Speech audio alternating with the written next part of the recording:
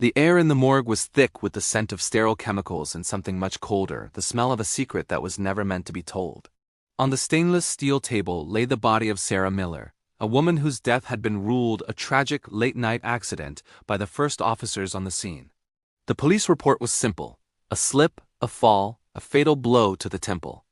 But as the medical examiner, Dr. Aristhorn, made the first incision, the room fell into a suffocating silence.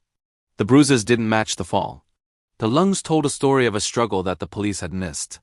And then he found it, the microscopic evidence under her fingernails that turned a closed case into a hunt for a cold-blooded killer. The autopsy report hadn't just raised questions. It had screamed a confession from the dead. To the outside world, the Millers were the definition of the American dream. Living in the quiet, affluent suburbs of Oak Creek, Sarah was a beloved kindergarten teacher, known for her patience and radiant smile. Her husband, Marcus, was a high-stakes investment banker, a man of few words but apparent devotion. They lived in a sprawling Victorian-style home surrounded by manicured lawns and white picket fences. It was the kind of neighborhood where the biggest scandal was a stray dog or a loud lawnmower on a Sunday morning. However, behind the mahogany doors of their estate, the atmosphere was different. Neighbors later recalled hearing muffled arguments that ended as quickly as they began. Friends noticed Sarah had started wearing long sleeves even in the sweltering heat of July.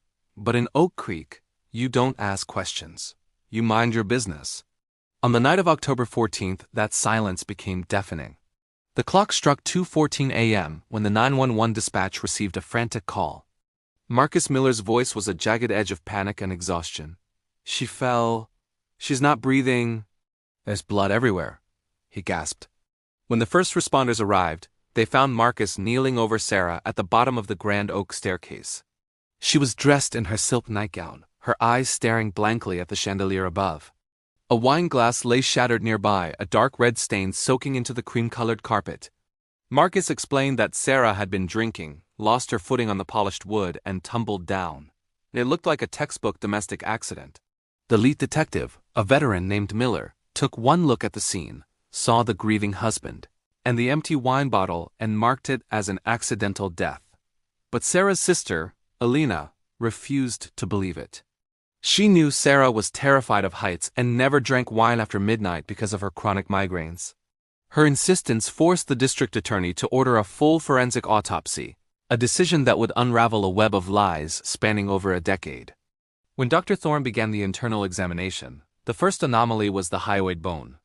In a fall down the stairs, injuries are typically blunt force trauma to the outer skull or broken limbs. Sarah's hyoid bone was fractured, a classic sign of manual strangulation. But the neck showed no outward bruising. The killer had used something soft, like a pillow or a silk scarf, to buffer the pressure, leaving the skin intact while crushing the internal structure. This was not a panicked accident. This was a calculated execution designed to mimic a tumble. The deeper the scalpel went, the more the accident dissolved. There were petechial hemorrhages in her eyes, tiny red dots caused by the bursting of capillaries during asphyxiation. Marcus had told the police she died instantly from the head wound, but the pathology told a different story. Sarah Miller had been fighting for her life for at least 3 minutes before her heart finally stopped. The investigation shifted gears instantly. Detective Miller, embarrassed by his initial oversight, returned to the mansion with a forensic team and a warrant for every electronic device in the house. As they tore through the pristine rooms, the perfect life began to bleed at the seams. In the basement, hidden behind a false wall in the wine cellar, they found a secondary router and a laptop that Marcus had neglected to wipe. It contained a digital trail of shadows. For 18 months, Marcus had been funneling millions of dollars from his clients' accounts into offshore cryptocurrency wallets. He wasn't just a banker. He was a ghost preparing to vanish. But Sarah had found out. 2 days before her death, her search history showed queries like how to report financial fraud anonymously and divorce lawyers specialized in asset concealment. She wasn't just a victim of a bad temper. She was a witness who needed to be silenced. The night of the murder, the neighbor's Ring cameras, which Marcus thought he had disabled, captured a flicker of movement. A figure was seen through the frosted glass of the front door, pacing frantically. The timing didn't match Marcus's story. He claimed they were watching a movie together until 1 a.m. But the data from their smart fridge showed it was open 12 times between midnight and 2 a.m., always for water. Someone was panicked. Someone was trying to wash away the adrenaline. The most chilling discovery, however, came from the toxicology report. Sarah had high levels of a fast-acting sedative in her system, the kind usually prescribed for severe insomnia. Marcus had spiked her final glass of wine, ensuring she would be too groggy to fight back when he dragged her to the top of the stairs. But he underestimated her. In her final moments of consciousness, as his hands were around her throat, she had reached out and scratched his forearm, deep enough to draw blood. The police found the scratches on Marcus during the initial interview, but he had waved them off, saying he got them while trying to perform CPR amidst the broken glass. He thought he was smarter than the science. He thought the suburban silence would protect him. He was wrong. The trial of Marcus Miller became a national sensation. The defense tried to argue that the sedative was self-administered and that the hyoid bone fracture occurred during the fall, but the biomechanical experts tore that theory apart. Gravity doesn't choke you from both sides of the neck simultaneously. The jury took less than 4 hours to return a verdict of guilty in the first degree. As Marcus was led away in chains, he didn't look at the cameras or the grieving family. He looked at the floor, perhaps realizing that his meticulously planned exit strategy had been destroyed by the one person he thought he controlled. But even with a conviction, the case left a lingering chill in Oak Creek. The perfect house stood empty for years, a dark monument to the fact that evil doesn't always wear a mask. Sometimes it wears a suit and brings you a glass of wine. The autopsy report didn't just solve a murder. It exposed the rot hidden beneath the surface of the ordinary. It reminded us that the dead do speak, if only someone is brave enough to listen to their silence. Justice was served, but at what cost? A community's trust was shattered, and a woman who dedicated her life to children was taken by the person who swore to protect her. Even now, some say that if you pass by the Miller estate at 2:14 a.m., the lights in the foyer flicker, as if Sarah is still trying to tell the world what really happened that night.